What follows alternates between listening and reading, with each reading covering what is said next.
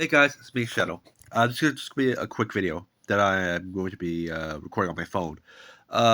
This is just gonna be. I'm just share my thoughts really quickly after watching Kamen Rider Zetsu episode 3. Now, I'm just go straight into it. Uh, I'm gonna put these into sections. Okay, first we're talking about Zetsu. Now, my first theory, I claim that one of my theories is that he's either cursed, he's under some type of curse, or he's some type of uh spiritual some type of spiritual being or undead. Now, that theory hasn't changed, but I actually have a third theory. Oh wait, I'm scrapping the second theory. I don't think he's a nightmare. Uh, Not in end of episode 2 and after watching episode 3, it's I think it's pretty much confirmed that nightmares are created through the human psyche, right? So I don't think nightmares are a type of species. So I don't think he's a nightmare. So I'm scrapping the second theory. The third theory, but during my third theory of Zetsu is I think he may be a mutant of some kind. Uh, because uh, after watching episode 2 and 3 and watching his henshin, uh, if you watch carefully his arms and legs, uh, they bulge, right? Right, but as they bulge, you see like these like weird veins and other stuff like that, and it gives off mutant vibes.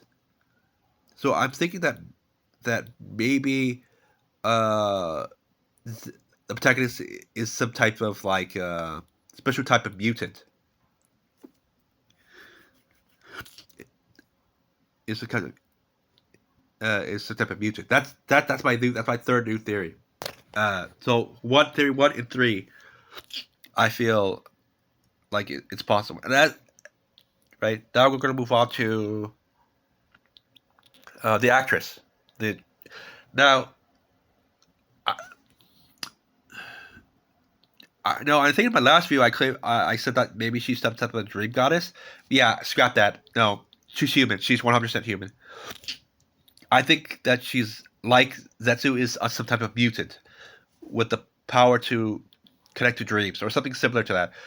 That yeah, but I do think she's holding some type of secret though, because when the hero gets in episode 3, when the protagonist gets sent to jail and put in a cell, uh, when he tells her to let her when he tells the actress to let him out to find the mind store, she makes a I'm not sure, but in my opinion, she makes a how the hell does he know that face, right? Like, wait, how does he know that about the mind door and stuff like that? That that, and not only that, but when she yells at her uh, to let him out, she's incredibly shocked, right? Incredibly shocked. Well, that he did that because he did that. So it kind of makes me feel. So after seeing that, it kind of makes me feel that not only does she have a secret, not only does she have a secret power that she has, but I think she has a really dark secret, and I think that dark secret is connected to also her powers and her that's dark secret. Her power no her powers are connected to Zetsu's, but her dark secret is connected to the nightmares in some way. Because the weird thing is that when was in prison and he tries to convince Netsu to break her role, she seems extremely scared to do it, right? So it makes me feel like well in the dream she has some type of like restriction placed on her, right? Uh where she cannot reveal stuff and she has to only stick to her role. In fact, in episode I think maybe 1 or 2, where the protagonist asks him, "Oh wow, you really play your roles, really really well." Well, And then she goes, then the actress, I think her name is Nemu, I think, says, "Oh yeah, I just, I love playing my role, even if it's in a dream, right?" Now, there's no proof, but I actually think that that statement is half lie. I think that's a lie. I think that's statement is only half true because I feel like she just trusts the protagonist, right? I think that she has a type of power, and that power requires her to play those roles in dreams. But she says that, but she said the whole, oh, I let play girl. That's just like a shield she places because she doesn't trust the protagonist. There's complete enough to reveal that yet. That's what I feel like. If I had to use a visual aid to explain what I think, we're gonna have to go back to Kamen Rider Decade.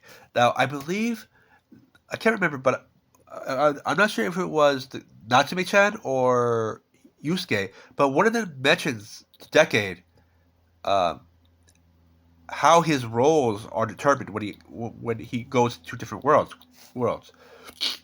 And I think Decade says something along the lines of, "I am whatever the world wants me to be." So I'm thinking that maybe Netsu's power forces her uh, power that she has, uh, like Decade, forces her to play a role, and she said role. And the whole like actress thing is just a shield that for her so she doesn't have to reveal her secrets, because I guarantee you she has them, because the way she freaks out when the protagonist gets asked her to break her role and let her out, the fear that she shows, I think, is proof that there is some type of dark secret involving Nemu, and that she also has some type of power that connects her to with Zetsu. And now we're gonna move on to Zero. Now here's the thing. I actually had two theories about this. First, I thought Zetsu was the father of the protagonist, right? That, in fact, I think I mentioned it in my first theory, where he was cursed. He was some type of dead. He was some type of curse, and that Zero was just Zero wanted to support his son's dream, so he, so he faked his death, and played Zero. And I'm not sure if I mentioned why he faked his death, so I'm going to mention it now. Uh, I think someone's after him. Is after the family, after the protagonist's family, like some type of organization, right? And because and that organization is hunting down his family. So what he did is, when he was attacked by that organization, he lost his wife, he lost the mom, faked his death, went into hiding, watched his son and his daughter grow up from the shadows, watched him grow up from the shadows, and then eventually, when Zetsu awakened his power, he wanted to help his son, and then took the name uh, of Ponto of Zero. Now, here's the thing. I think that every member of the protagonist's family, including his parents, are mutants or beings who have supernatural powers similar to Nemu, right? And the people who are hunting them, in the theory, are people who want to utilize that power. And as for the gadgets and stuff, I think basically what it is that his father, after going to hiding, knew that at some point, whatever power that they have, I don't know what the power is yet. They haven't explained it yet. Uh, he's going to have to use it. So he went into hiding, developed the gachapon guys, the gachas, the pods that he uses, right? And then waited. It's like at some point my son is going to need this power, so I'm gonna go hide, watch his life. I know it's gonna be hard not to want to help him, but eventually he's gonna awaken his power. Those organization that tried to kill us is gonna come for us eventually, and he needs to be ready, right? Right. So I'm gonna go. I'm gonna stay in the shadows. I'll play Zero, and I'll just, you know, help him, right? That right. But I actually have another theory. Uh, I don't, and I think this is more logical. In my opinion, Zero is not the father of the protagonist. He's the father of Nemu. Of Nemu, and I think, and what I think it is, what I think it is Nemu played a Swartz. Now, for those who don't know, Zio, uh, Swartz gave Soma, the protagonist of Zio, the power to manipulate time. Right? It was revealed later that he gave him the power to do that. Right? So part of me thinks that maybe Zero, being the father of Nemu, he and like I said, to protect Nemu's power and power to protect Nemu from from whatever that demon guy is. No, wait, no, not the demon guy. I'll talk about him later. Whatever the organization, whatever bad guys are coming after, I think they're searching for Nemu, right? I think at some point they're going to come searching for Nemu, and so I think that he bestowed whatever Zetsu power is. I think he bestowed it at some point as a kid he bestowed it onto him, uh, him as a child, right? And that's what the bad luck is. Like I think that bad luck is a side effect to the mutagen powers that he secretly like. I don't know what it is. Like I don't know what it is, but I think that the bad luck. Every time he helps someone, the bad luck thing. I think that's a side effect to to bestowing the power to the protagonist. After bestowing whatever that dream power is to the protagonist, uh, that is the side effect for it. Whenever he helps someone or does something good, tragedy hits him. Not enough to kill him, but suffer. You know, because I think that basically after he bestowed the power to him, he did it so that later, uh, after he bestowed the power to him, he during that power awakening he, process, he he made it so that the power is connect will eventually connect him to his daughter Nemu, right? Becoming a pseudo bodyguard, right? Where that's what making that guy turn to kind of like a pseudo bodyguard. So on the surface it would look like him uh, befriending Netsu through the dreams, Nemu through the dreams, and becoming his. Yeah, I don't know if I should say it like this because I'm worried when it might upset people, but I'm gonna say it. His Bond girl. Basically, he plays the Bond. Bond. He friends Nemu, and then Nemu ends up being kind of like a Bond chick, Bond girl. I don't know if that's offensive, and I apologize if it is. But that's the only best description I can describe it. Bond girl, right? That's at the surface, but but on the deeper levels, it's more like him befriending Nemu. They become friends, and then he becomes like a bodyguard. Becomes kind of like Nemu's bodyguard, right? So he fights off the nightmares, like to fight off the nightmares or whatever or whoever is trying to come after her. So her for her power, which I don't know what it is yet, right? Right. Uh, so I have no idea what it is yet.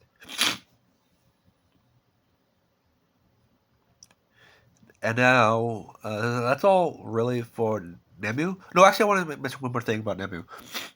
Uh, now this part is it's not about theory. This is just me, just my personal preference about here. Here's the thing. I love rider couples in series. Uh, Sosuke and Kyoko. You know, I'm actually kind of hoping for for kind of, I don't know if I should call it if it's it, but I'm kind of hoping for a love line between the protagonist and Nemo. That or like a really deep friendship that I'm that I'm hoping will develop over the series. Over the series, right? I'm kind of hoping for it, I think that a relationship between the protagonist and Nemu, uh, whether it's relationship or just good friends, I think would be really interesting, and I really hope they go down that route because I think because later when his origins are and revealed revealed and when she learns about his origins, which I'm assuming, I have a feeling it's going to be big. Uh, and when she learns her origins, which I assume also is, I think it's also going to be big. I think that there's going to be like a big emotional impact between both the girl and him when that connection is revealed. Because I'm almost positive there's going to be some type of connection between her power and his power. There's going to be some type of like connection there. I'm almost positive there's going to be one. I don't know what it is, but I definitely feel like it's going to be one, and it's going to be, and when it's revealed, I think it's going to leave. I have a feeling it's going to leave like a punch in the gut impact. I really have a feeling. I really loved episode three though. I also really loved episode three. Yeah, I think it was really good, especially uh, about the cop. Oh man, uh, loving the police, but at the same time loving a police officer. He will love being a police officer, but at the same time getting shamed, cops pushed aside by them is kind of interesting. I hope the cops have a bigger role in the future in the future show, but who knows? I'm kind of worried that they may end up being just comic relief, they or people he just ends up saving repeatedly. I'm kind of worried about that. That's what the cops are going to end up being. Yeah, they'll give him hints and clues from time to time, but in the end, they're just like, "Help, save me." They save them. Then he wakes up in an alley, or he keeps waking up in alleys and shit, and he's just like a kind of like a pseudo uh, dance in distress. The guy that keeps saving over and over and over again. I'm hoping the cops don't end up like that, but I have a weird suspicion that they're going to end up like that. Uh, I have also I want to make a small prediction. I think two people are going to end up as nightmares at some point. One is the female police officer, and the other is the sister. Yeah, I'm calling it now. I think that they're at some point those two they're gonna have nightmares. I don't know why, but I can't shake the feeling. But I have a strong premonition. I think they're those two are gonna have nightmares soon. Okay, now the last guy is the demon guy. Um, af, I, my opinion of him hasn't changed. I think he's either gonna be the final villain of the series, or he's gonna be like Lakia, where he's gonna switch up halfway. Like, way, because I haven't decided. Even episode three, I still feel it's kind of vague. I don't know if he's like evil, like he's like like pure like villain, pure evil, or if he's like misunderstood evil. I haven't really decided about that yet. But so far, I think he's gonna be the main villain. I don't think he's gonna change, like Lakia. Lakia. I think he's gonna be a villain to the end because at the end he says, "Who should I give a nightmare to next?" Uh, so it kind of makes me uh, feel like he's gonna be the main villain. But so far, I don't know. Uh, as for the Red Moon, I do think that guy's a demon or something similar to it. Yeah, I'm almost positive. There is kind of a second theory I do have, but I don't think it's gonna happen. But I'm gonna share it. Now, for those who played, again, I'm sorry, but there's gonna be another Persona 5 reference. Spoilers for those who haven't beat Persona 5. But 5. Now, for those who have, I'll wait a little second to maybe give you guys a chance to leave if you want. So, 4, 3, 2, 1. Citadel. Okay, I'm gonna talk now. Persona 5, the final enemy, I think his name's Azeroth. Uh, he's basically the amalgamation of the human psyche, right? Or something similar to that. And I think, like Azeroth, that's what the demon guy is, right? Where right, where he's just like he's doing what he feels like he has to do, right? Right, but so far I definitely think after episode 3 to 4, I think he may actually be the main villain. He's not going to be side. Oh, actually, I want to share uh, a third possibility about because I think there's going to be another writer, and I have three possibilities. I think it could be one is Nebu, right after bonding with the protagonist. The second one is one of the two cops, right? And the third one, and it's the final one. And this is what I'm kind of hoping it is, but I don't think they'll go to that path. Is his sister? Yeah, I think one of those people are going to end up being writers by the end of the series. Seriously, I don't think it's only going to be him. I really doubt it's only going to be him. I don't think it's only going to be Zetsu at some point. It could be only be Zetsu because they'll just say find the mind door and say to people only you can do it. He does say that, so it could be just him, but I don't think it's going to be him. I don't think it's only going to be him. I think there's gonna be another writer. I'm almost positive. Probably halfway or a quarter through the series, there's gonna be another writer. And think because I don't think it's gonna be just him. Uh, it could be just him. Maybe there's gonna be no writers and everyone's just gonna be support.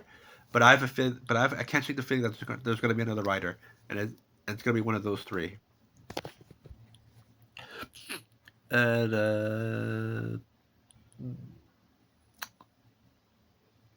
yeah, I think that's it. Hope you enjoyed the video, and I'll see you guys next time. Bye, guys.